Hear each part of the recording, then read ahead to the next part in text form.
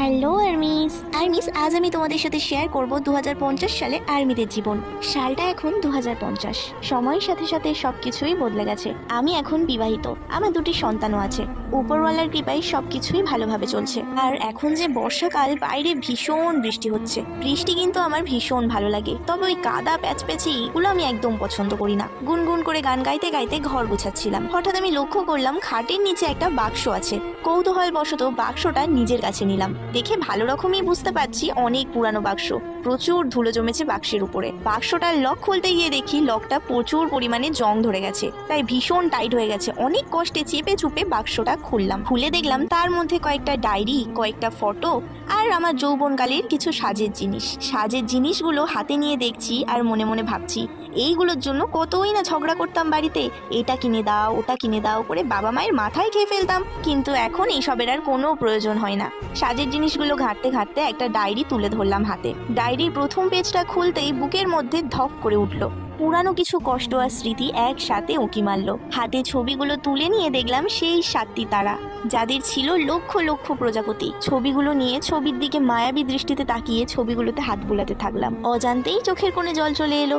মনে পড়লো বিটিএস নামক শব্দটি। হ্যাঁ, এই 7টি ছেলে আর্মিদের জন্য কত কিছুই না করেছে। নিজেদের মধ্যে সমুদ্র সমান কষ্ট লুকিয়ে আর্মিদেরকে হাসতে শিখিয়েছে। তারা প্রত্যেকটা আর্মিকে সম্মান করত। আচ্ছা, কয়জন পেরেছে বলতো আরএমের মতো আদর্শ লিডার হতে? কয়জন পেরেছে জিনের মতো ছোট ভাইদের মামা ব্রাইড হতে?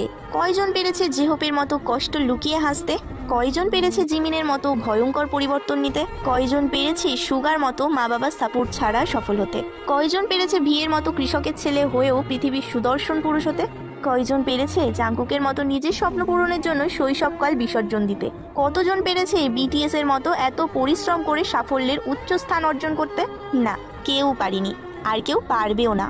তখন যারা বিটিএস কে হেট করতো তাদেরকে হেটার্স বলা হতো। সেই হেটার্সরা বিটিএস দের নামে কতই না বদনাম রটিয়েছে, কিন্তু বিটিএস এর ফ্যান আর্মিরা সবটা সামলে নিয়েছে। তাদের 7টি রাজার দিকে একটা আঙুল পর্যন্ত ওঠাতে দেয়নি। তখন কতই না ঝগড়া হতো আর্মি আর হেটার্স এর মধ্যে। আর এখন দেখো, নেই কোনো বিটিএস, নেই কোনো আর্মি, আর নেই কোনো হেটার্স। যাই হোক, চোখের জলটা মুছে ডায়েরির দিকে তাকালাম। দেখলাম প্রতিটা পাতায় বিটিএস কে নিয়েই শুধু কথা।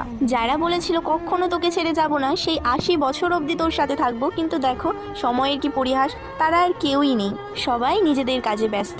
তারপর মনে মনে ভাবছি আমার সেই পিচ্ছি পিচ্ছি আর্মিরা কি করছে এখন। কারোর স্বপ্ন ছিল সাউথ কোরিয়াতে যাওয়া, কারোর স্বপ্ন ছিল বিটিএস মেম্বারদের কনসার্টে যাওয়া, কারোর স্বপ্ন ছিল ফ্যান মিটিং এ যাওয়া। তারা কি নিজেদের স্বপ্ন পূরণ করতে পেরেছে, নাকি তারাও আমার মতো একা হয়ে ঘরের একটি কোণে বসে চোখের জল ফেলছে? যাই হোক, এইসব কথা এখন আর ভেবে কোনো লাভ নেই। সেই সব এখন পুরানো স্মৃতি।